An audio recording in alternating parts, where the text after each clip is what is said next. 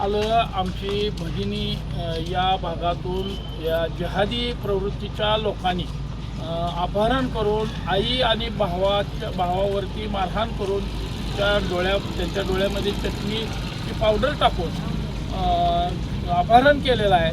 मी police भावांना विनंती करतोय, या महाराष्ट्रामध्ये मोगलाई लागली का?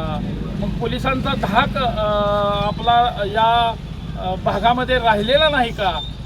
या मुलींवरती आमच्या अनेक मुलींना या महाराष्ट्रामध्ये हे जिहादी लोक टार्गेट करीत आहेत। विशेष करून मी गेल्या 4-5 वर्षापासून 20-25 मुलींना सोडवण्याचं काम केलं।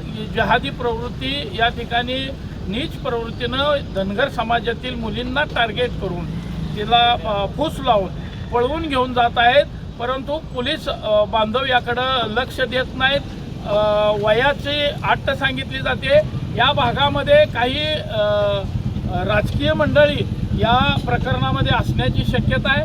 हिंदूंच्या भावना तीव्र आहेत। उद्याच हिंदूंचे राजे छत्रपती शिवाजी महाराजांची जयंती आहे आणि जयंतीच्या एक दिवस अगोदर जर जिहादी प्रवृत्ती आपण ठेचून नाही काढली तर या महाराष्ट्रामध्ये पुन्हा एकदा मोगलाईचं राज्य येईल अशी भावना आज हिंदूंची निर्माण झालेली आहे। या मुलीला तात्काळ पोलीस भावांनी तिचा शोध घेऊन आई वडिलांच्या ताब्यामध्ये द्यावे व जिहादी प्रवृत्तीच्या आरोपींना तात्काळ अटक करावी, अन्यथा याच चौकामध्ये तुम्हाला तुंबळ युद्ध झाल्याशिवाय आज आमचा धनगर समाज हिंदू बांधव गप्प बसणार नाहीत।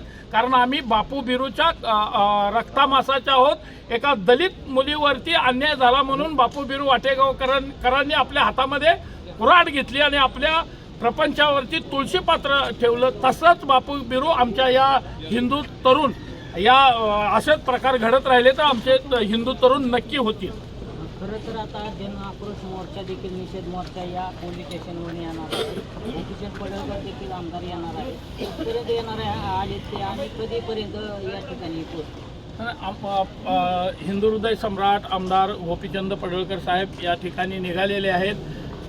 संग्राम भैया जगतापही या मोर्चासाठी निघालेले आहेत आणि एक अर्ध्या तासामध्ये त्यांचं आगमन या ठिकाणी होणार आहे।